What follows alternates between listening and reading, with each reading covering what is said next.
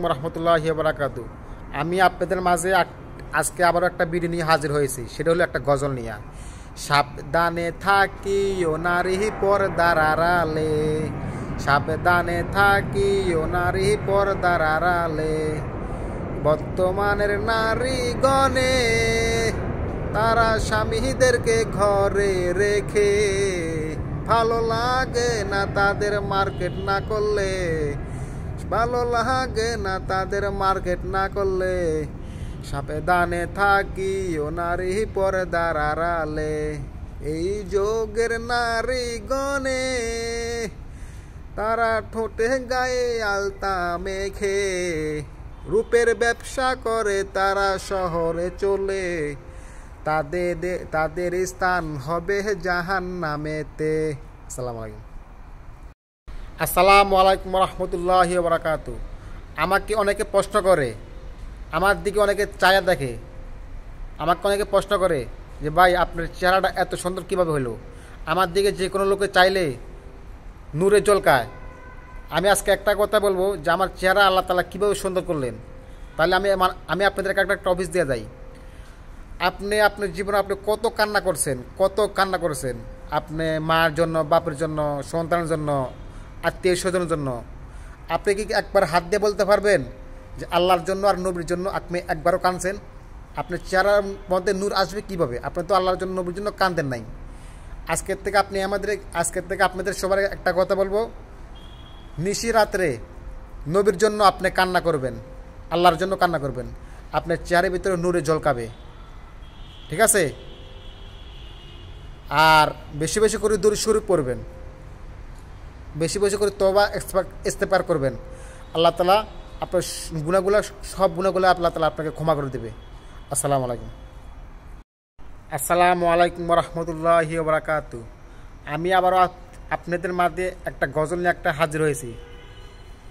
মাছিদের পালকি দেখি আসলো আমার বাড়িতে, দে সাজাইয়া দে আমারে, যাব আমি আপন বাড়িতে। বাপ ভাইয়ের সাথে ছিলাম, কথা বলতো পান খুলে, আজকে কেন নিলায় আমায় কাঁদে গো করে।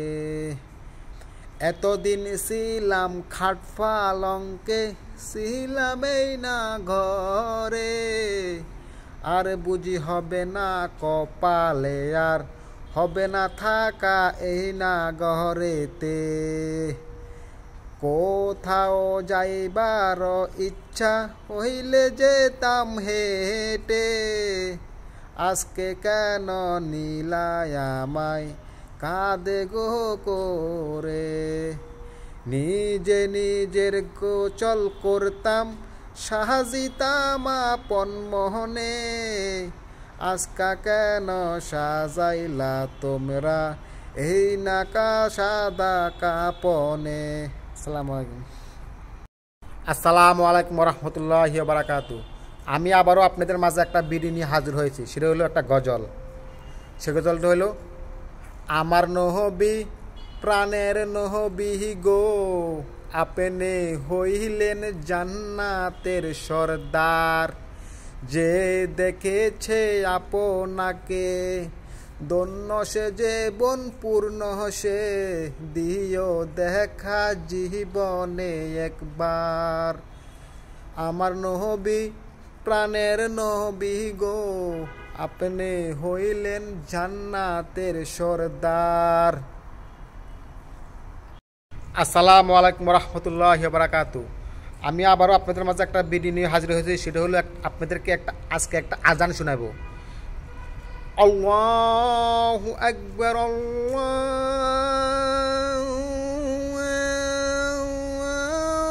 আকবার,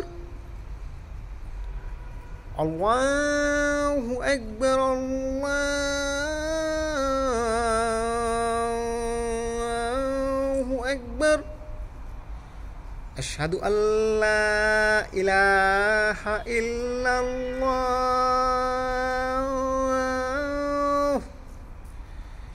আশহাদু আল্লা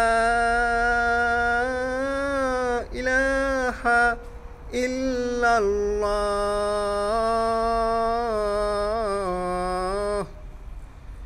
আশহাদু আন্না মুহাম্মাদার রাসূলুল্লাহ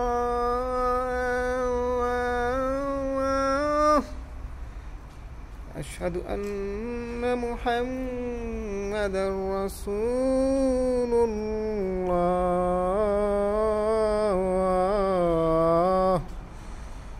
হাইয়া আলাস সালাহ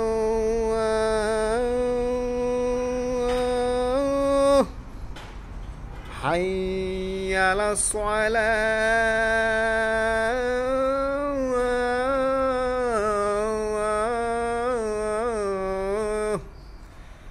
হাইয়া আলাল ফালাহ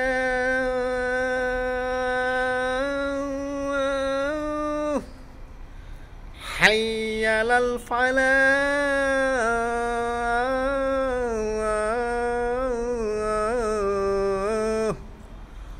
আল্লাহু আকবার আল্লাহু আকবার লা ইলাহা ইল্লাল্লাহ।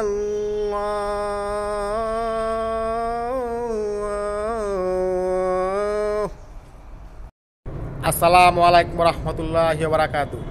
আমি আপনাদের কাছে আবার একটা ভিডিও নিয়ে হাজির হয়েছি। সেটা হলো আপনাদের কাছে একটা সামান্য একটা ওয়াজের মতন একটা এক্সাম্পল দেব সংক্ষেপে। সেটা হলো একটা ওয়াজের একটা সঙ্গ। বিশ্বনবীর মা আমেনা বলেন, প্রতিদিন নিয়মিত যখন কুয়ার কারে আমি পানি আনতে যাইতাম, যাওয়ার সঙ্গে সঙ্গে দেখতাম কুয়ার পানিগুলো অটোমেটিকভাবে উপরে উঠিয়ে থাকতো। কেন উঠিয়ে থাকতো? পৃথিবীর মানুষেরা শুনে রাখো তোমরা, আল্লাহ রাব্বুল আলামিন আমার তাশরিফে দো জানের বাদশা নবী, কুল কায়নাত নবী, রাহমাতুল লিল আলামিন নবী আমার তাশরিফে আমি যদি কুয়ার থেকে পানি উঠাইতাম আমার অনেক কষ্ট হতো।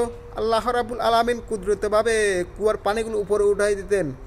এইবারে আমি পানি নিয়ে যখন বাড়ির দিকে রওনা দিলাম, পিছন দিক দিয়ে অন্য অন্য মূল আসতো পানি নেওয়ার জন্যে। আয়সা দেখতো পানি আর উপরে নাই। শুধু তাই নয়, বিশ্বনবীর মা আমেনা বলেন, আমি বিশ্বনবীকে যখন বাড়ির মধ্যে বসাছিলাম, একটা বড় হিংস্র পানি বাঘ এসে আমাকে সালাম দিয়ে গেল। বাঘ কীভাবে আবার সালামকে দেয়, এটাইকে মানুষকে বুঝাতে ছিল, হে পৃথিবীর মানুষেরা, বাঘ হইয়া মানুষ চিনতে পারলো আর আমরা উম্মত হইয়া নবী চিনতে পারলাম না। বাঘ এসে বলে, আসসালামু আলাইকুম আইয়ুহান নাবিকুম সাল্লাল্লাহু আলাইহি ওয়াসাল্লাম।